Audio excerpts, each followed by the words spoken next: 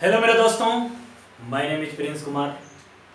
Today we are discussing about the noun and kinds of noun. तो आप हमारे channel के साथ बने रहें। आज मैं आपको मात्र 5 मिनट में नाउन सिखा दूंगा और काइंड्स ऑफ नाउन क्या होता है। बस आप हमारे साथ बने रहें। तो don't waste the time, let's begin my dear students. First of all search YouTube channel Prince sir English classes. Noun आज हम लोग पढ़ रहे हैं। नाउन में आप लोगों ने पढ़ा होगा, नाउन बहुत ज्यादा पढ़ा होगा। नाउन कोई बहुत बड़ी चीज ही नहीं है। नाउन कहते हैं ना, all naming words are noun, ठीक है। A noun the name of person, place और थिंग। ऐसे नाउन के बारे में हम लोग बात करते हैं, है ना। लेकिन ये समझ में नहीं आता है कि नाउन जो हम लोग पढ़ते हैं, इसको आइडेंटिफाई करने के लिए बहुत सारे डिफिनेशंस बनाए गए हैं। नो डाउट बहुत सारे डिफिनेशंस भी बनाए गए हैं, लेकिन आज डिफिनेशंस तो हम आपको मिल जाएगा हमारे स्क्रीन प्ले पे, ठीक है। लेकिन आज जो नाउन पढ़ाने के जो समझने के तरीके हैं, वो कहां पे कैसे क्या काम करता है। जैसे मैंने कहा है noun the name of person, place और थिंग। जैसे मैंने कहा है noun is the name of person, place और थिंग, है ना। जैसे नाउन की बात करें तो noun, A noun the name of person, place और थिंग। देखो तो पर्सन की बात कर रहे हैं, तो पर्सन कहने का मतलब क्या। बहुत सारे बच्चों को ही पता नहीं, वो डिफिनेशंस को रटते रहते हैं। बेसिक ग्रामर आज हम लोग पढ़ रहे हैं, तो डिफिनेशंस को रटना नहीं। पर्सन कहे तो पर्सन का मतलब क्या हो गया, कोई व्यक्ति। तो पर्सन कहे तो पर्सन और प्लेस और थिंग्स सबसे मिलाकर हम लोग एक एक एग्जांपल लेंगे। पर्सन कहे तो राम, ठीक है। तो देखो तो नाम है कि नहीं, मैंने क्या कहा, all naming words are noun, ठीक है। इस दुनिया में जितना नाम है, और याद रखना एक बात और, इस दुनिया में चाहे वो विजुअल हो चाहे इनविजुअल हो, है ना। विजुअल और इनविजुअल आपने पढ़ा होगा। चाहे वो दिखता हो और चाहे वो नहीं दिखता हो। कहोगे सर ये आप कौन सा सवाल कर रहे हैं, यही सही सवाल है मेरे दोस्तों। कहने का मतलब है कि मान लिया अगर कहोगे एयर, तो एयर तो इनविजुअल है, वो तो दिखता नहीं है। अगर मैं कह दूं कि सिर्फ नाउन विजुअल होता है, तो ये भी मेरे लिए गलत हो जाएगा, है ना। लेकिन अगर वो दोनों होना चाहिए, नाउन विजुअल और इनविजुअल दोनों होता है, ठीक है। नाम होना चाहिए, all naming words are noun, जितने भी। तो कहने का मतलब राम लिखे तो राम क्या हो गया, पर्सन के लिए। प्लेस कहे तो पटना क्या हो गया, प्लेस के लिए। हर नाउन कहता है कि हर वर्ड पे तुम मुझे बताओ। जैसे कहने का मतलब है प्लेस कहे तो प्लेस कहने का मतलब क्या हुआ, पटना हो गया। थिंग्स कहे तो बेंच दे सकते हैं, और भी कुछ लिख सकते हैं, है ना। बहुत सारा चीज इसमें लिख सकते हैं, कोई दिक्कत नहीं है। जैसे एक और बात करें हम, अभी नाउन तो नाउन का डिफिनेशन है। बहुत सारे बच्चों को यहां दिक्कत होता है कि काइंड्स ऑफ नाउन में पहले क्या करते हैं, पहले प्रॉपर लिख देते हैं, पहले कॉमन। बहुत सारे को ये नहीं पता होता जब क्लास में जाते हैं, तो बहुत सारे बच्चों को ये 5 जो काइंड्स ऑफ नाउन है उसके वही नहीं पता होता है। जिसके कारण मैंने एक ट्रिक तैयार किया है, पकमा। क्या ट्रिक तैयार किया है, पकमा। देखो, पी से प्रॉपर नाउन, सी से कॉमन नाउन, ठीक है, सी से कलेक्टिव नाउन और एम से मटेरियल नाउन। एकदम ध्यान से ट्रिकली है ना। अब हम प्रॉपर नाउन पे बात करते हैं। प्रॉपर नाउन क्या कहता है, प्रॉपर नाउन का डिफिनेशन सी होता है, a proper noun the name of particular person, place और थिंग। याद रखना हमेशा, प्रॉपर नाउन क्या करता है, पार्टिकुलर पर्सन, प्लेस और थिंग्स को शो करता है। जैसे कहने का मतलब क्या हुआ, पार्टिकुलर का है। अब जब पार्टिकुलर पर्सन भी बोल रहे हैं, इसमें भी देखिएगा, इसमें भी पार्टिकुलर पर्सन बोल रहे हैं और प्लेस भी बोल रहे हैं और थिंग्स भी बोल रहे हैं। तो क्या इसमें खास है पर्सन, प्लेस और थिंग्स में। तो पर्सन कहने का मतलब ये पूरा नाउन का एग्जांपल था राम, पटना। लेकिन इसमें जो पार्टिकुलर है, जैसे कहने का मतलब मैंने कहा राम, तो सर राम ही क्यों मेरे लिए, आप राम को ही क्यों लिए, ऐसा भी हो सकता है ना। जैसे आप कह सकते हैं ना हमको कि सर राम को ही क्यों लिए आप, और भी दूसरा हम ले सकते थे। तो राम को लेने का मतलब ये था कि हम किसी का नाम ले रहे हैं। पहला नंबर तो ये नाउन है ही, लेकिन उसमें भी यह प्रॉपर नाउन है। क्यों प्रॉपर नाउन है वो समझिए, क्योंकि पार्टिकुलर, अगर हमने कहा कि बहुत सारे लड़के हैं, तो बहुत सारे लड़कन किसी पार्टिकुलर को शो नहीं करता है। मैंने कहा कि वहां बहुत सारे लड़के शो खेल रहे हैं, तो वो फिर कॉमन नाउन में आ जाएगा। कॉमन नाउन में हम इसको सिखाएंगे आपको। लेकिन मैंने किसी को रेफर्स कर दिया, किसी को डिनोट कर दिया राम, तो कहने का मतलब क्या, वो पार्टिकुलर है। तो पर्सन के लिए राम आ गया, ठीक है। प्लेस की बात करें तो जैसे मैंने लिखा रांची, ध्यान से समझिएगा, मैंने लिखा रांची, तो रांची कहने का मतलब शहरें तो बहुत सारे हैं, लेकिन मैंने किसके बारे में बात किया, रांची के बारे में। यानी रांची मेरे लिए क्या हो गया, खास हो गया। जैसे थिंग्स के बारे में कहते हैं ना कि बहुत सारी चीजें बनाई गई। जैसे कहने को तो लकड़ी से टेबल भी है, चेयर भी है, विंडो भी है, बहुत सारी चीजें हैं। लेकिन अगर मैंने कहा चेयर, तो चेयर भी उसी चीजें से बनाएंगे, लेकिन मैंने उसका नाम ले लिया, है ना, क्या ले लिया, मैंने उसका नाम ले लिया, यानी कि वो मेरे लिए खास हो गया। जैसे आपको क्लास में अक्सर आप देखते होंगे, जैसे आप क्लास में या किसी जगह पे आप जाते हैं तो देखते हैं कि अरे यार फील्ड में बहुत सारी लड़कियां खेल रही थी, और उसमें आप एक बात और कहते हैं, पता हो एक बात, दामिनी भी उसमें खेल रही थी। तो यानी कहने का मतलब क्या है कि बहुत सारी लड़कियां खेल रही थी, और उसमें अगर हम किसी लड़की कहें, तुम अगला पूछेगा तुमसे कि अच्छा ये बताओ उसमें दामिनी खेल रही थी क्या, है ना, मतलब हो सकता है वो तुम्हारे लिए खास हो।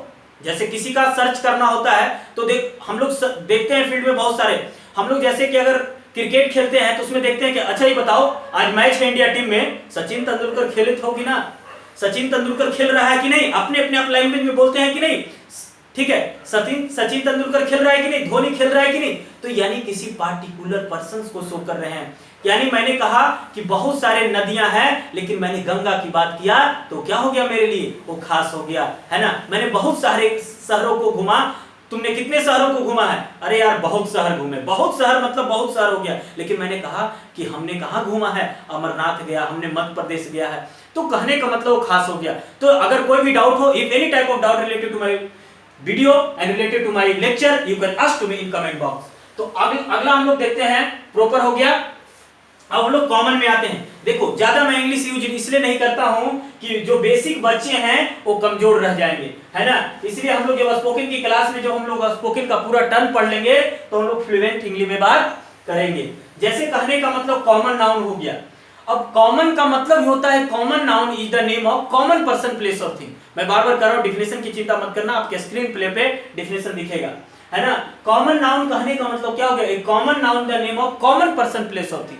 सर इसमें common person place of thing किसकी बात कर रहे हैं आप, सही मैं बता रहा हूं। जैसे मैंने कहा टीचर, है ना, मैंने कहा डॉक्टर, मैंने कहा इंजीनियर।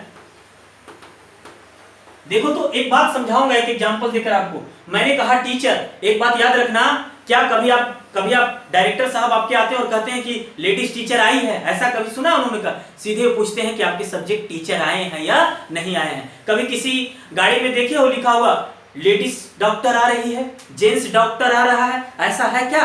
नहीं है, ऐसा कभी नहीं ऐसा होता। कभी देखो किसी इंजीनियर की गाड़ी में लेडीज इंजीनियर जा रही है, लेडीज जेंट्स जा रहा है, सॉरी इंजीनियर जा रहा है, तो कहने का मतलब क्या हुआ, यहाँ पे हम उसको कॉमन जाति में, कहने का मतलब मैंने कहा अगर बॉयज, मैंने अगर कहा बॉयज, तो बॉयज कहने का मतलब पूरे लड़की जाति, पूरे लड़के जाति का बोध हो रहा है, यानी पूरे बॉयज को हम रेफर्स कर रहे हैं, पूरे बॉयज को हम डिनोट कर रहे हैं ना।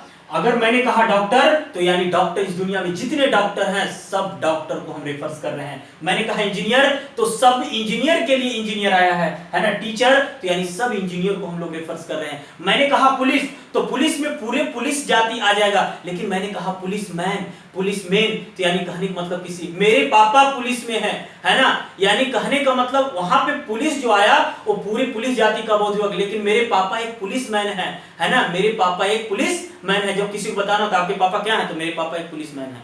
तो यानी कहने का मतलब आप अपने पापा को सिर्फ डिनोट कर रहे थे। अगर मैंने कह दिया पुलिस, तो पूरी पुलिस जाति का बोध हो गया। तो याद रखना हमेशा, है ना। मैंने कहा गर्ल्स, ठीक है, तो यानी कहने का मतलब गर्ल्स क्या हुआ, गर्ल्स यानी पूरी लड़की। क्लास में जाते हैं ना, कहते हैं वहां पे बहुत सारी लड़कियां थी यार मत पूछो, लेकिन उसी में कहते हो अरे यार उसमें तो एक लड़की मस्त थी, तो अगला पूछता है नाम क्या था बताओ ना जरा, अरे उसका नाम मत पूछो यार, इतना कमाल थी मत पूछो, यानी इतना कमाल थी मत पूछो। किसी को अगर हम पार्टिकुलर वहां पर कह देंगे कि उस शिवानी नाम की थी, तो कहने का मतलब क्या हुआ कि वो शिवानी प्रॉपर नाउन हो जाएगा, याद रखना, ऊपर में देख लो। और अगर कहेंगे गर्ल्स, तो क्या हो जाएगा, कॉमन नाउन हो जाएगा, है ना, समझ में।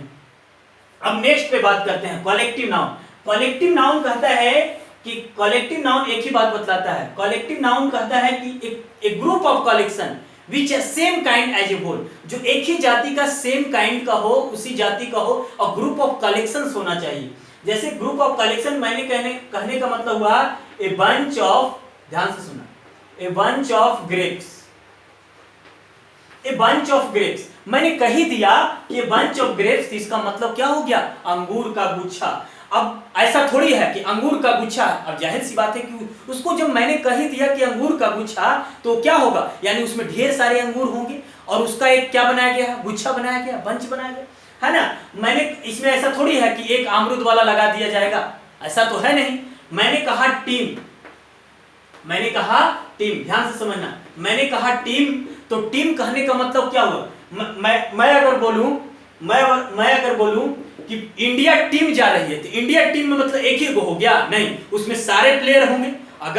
अगर कोई मैच होता है तो उसमें एक ही लोग मिलकर मैच खेल लेते हैं क्या, ऐसा है क्या, नहीं। मैं अगर किसी नाम को अगर बोलता तो एक हो जाता, लेकिन मैंने टीम कह दिया तो टीम का मतलब 12 होगा, 12 होगा तो एक ग्रुप ऑफ कलेक्शन होगा। ऐसा थोड़ी है कि एक उसमें प्लेयर मैन था तो दूसरा प्लेयर क्या था, जादू, उसमें एनिमल घुस गया, ऐसा तो नहीं है। तो देखो सेम काइंड का है कि नहीं। अगर मैंने कहा क्रिकेट का टीम तो उसमें 12 प्लेयर होते हैं, सब ह्यूमन होते हैं, तो कहने का मतलब है कि जहां पे टीम की बात करें। और भी मैंने कहा जैसे आर्मी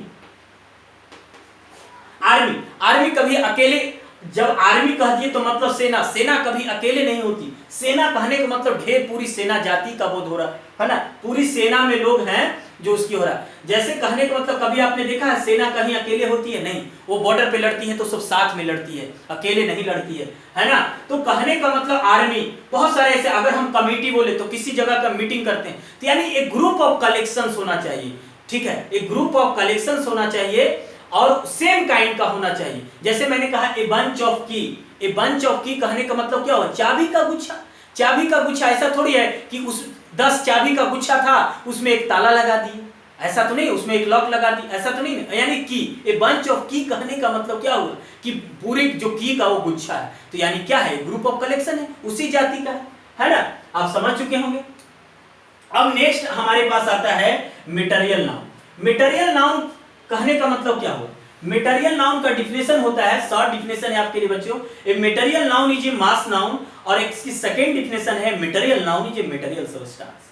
जब मटेरियल नाउन की हम बात करते हैं तो मटेरियल नाउन क्या हो गया, कहने का मतलब हुआ कि जैसे मैंने मटेरियल में लिखा मिल्क, ठीक है, गोल्ड, ग्राम मतलब चना होता है, ठीक है, देखते जाने। जैसे इसका एग्जांपल आपको भी मिलेगा स्क्रीन प्ले पे।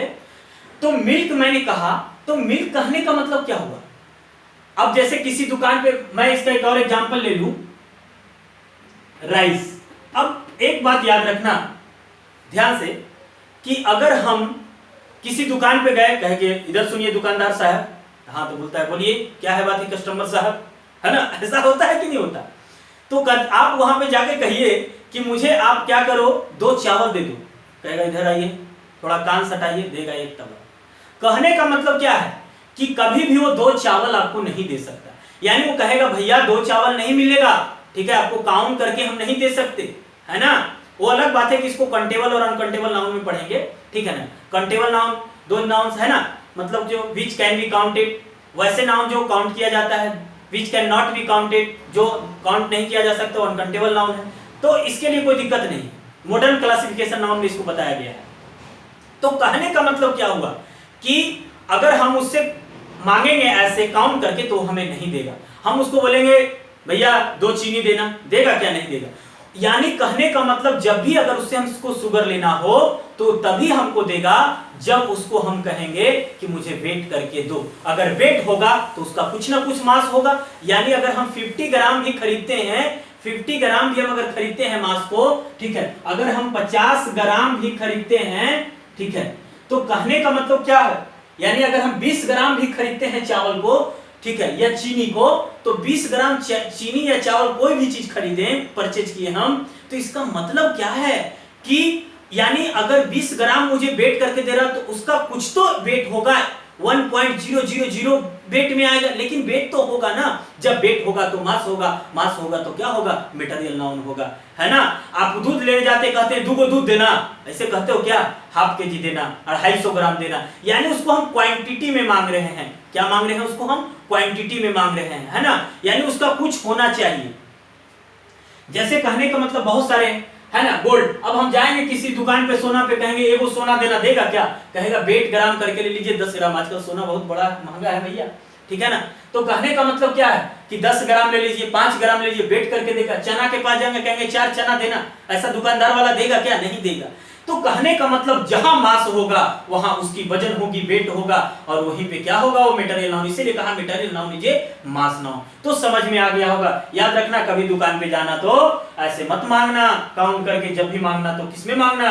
वेट में, नहीं तो थप्पड़ खाएगा, है ना। अब लास्ट जो है बड़ा ही इंटरेस्टेड है, एकदम बने रहो मेरे यूट्यूब चैनल के साथ। एकदम लास्ट इतना इंटरेस्टेड है कि मत पूछो भाई, इतना इंटरेस्टेड है। इसको पढ़ते हैं अब्स्ट्रैक्ट नाउन, ठीक है। अब अब्स्ट्रैक्ट नाउन है ना, ये बड़ा कंफ्यूज करता है आपको।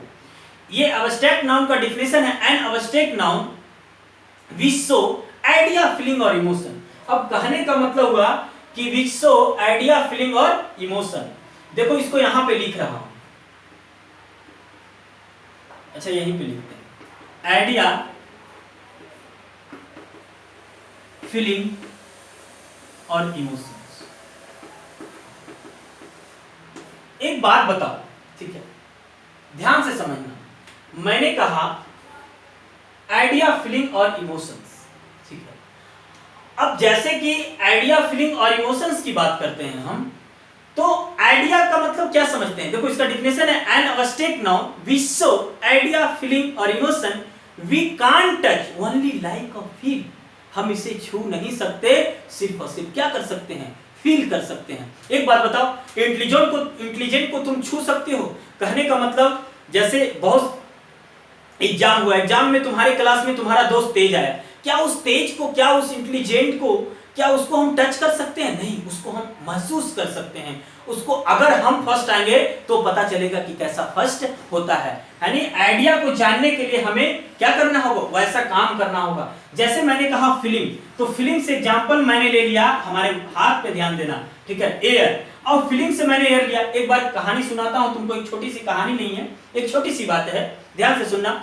एक छोटी सी बात यह है कि एक बार की बात है, मैं अपने गांव गया, गर्मी का दिन था, हमारे गांव में बिजली कट गई। बहुत अच्छी बिजली होती है गांव में, आप जानते ही हैं। तो बिजली जब कट गई, चली गई, तो क्या हुआ, मुझे बहुत जोर से गर्म लग रहा था। हम किसी आम के मैंगो ट्री के पास गए और खड़ा हो गया, और ऐसे खड़ा हुए, अपने जो शर्ट था उसको मैंने खोल लिया और उसको खोलकर हम खड़ा हो गए। अब जब खड़ा हुए तो हम पूरा एकदम अपने आप को महसूस कर रहे थे हवा को। एक दोस्त आया, बोला कि क्या कर रहा है, योगा कर रहा है क्या? बोले नहीं यार, हवा ले रहा है। बोला हवा कैसा होता है? हम बोले कि हवा जानने के लिए तुमको भी मेरे साथ क्या करना होगा, यहीं पे खड़ा होगा, तब पता चलेगा हवा कैसा। क्या उसको हम पकड़ के बता सकते थे, लाओ हवा देखो, ऐसे बताते हैं? ऐसा हो सकता है? नहीं। वहां पे जब हम खड़ा थे और जब मुझे हवा लगा, ठंड का महसूस हुआ, मैंने उसका फील किया, तो मुझे लगा कि ये क्या है? हवा है। तो इसको भाववाचक है ये, मतलब कहने का मतलब क्या, उसको हम फील करते हैं, है ना। उसी प्रकार कहने का मतलब इमोशंस का सबसे बढ़िया एग्जांपल आज के डेट में लव है, ठीक है। अब लव कहने का मतलब, अगर नहीं दिख रहा है यहाँ पे, ठीक है, मेरे बात को सुनना, लव तो कहने का मतलब ये इमोशंस में कैसे आता है? अब बस देखो, किसी बच्चे को यही नहीं पता होता है कि ये लव वाला जो वर्ड है ये सब आता कहां से, एयर आया कहां से? तो भैया पढ़ोगे तब ना, ये सब ग्रामर से आता है ना, ये सब पार्ट्स ऑफ स्पीच में पढ़ना है। अब एयर कहां से आया? तो एयर कहां से आता है? तो अब्स्ट्रैक्ट नाउन से आता है। कोई तुमसे पूछ दे कि एयर वर्ड कहां से आया, तो अब्स्ट्रैक्ट नाउन से आता है। भाई लव कहां से आया? तो ये इमोशन है। इमोशन कौन बतलाता है? तो अब्स्ट्रैक्ट नाउन बतलाता है ना। तो कहने का मतलब क्या है कि कुछ भी चीजें हैं जो हम इसको पता कर सकते हैं। तो कहने का मतलब लव। अब एक बार की बात है, एक कहानी सुनाता हूं। एक बार क्या हुआ कि मैं स्कूल में पढ़ता था, आप भी पढ़ते होंगे।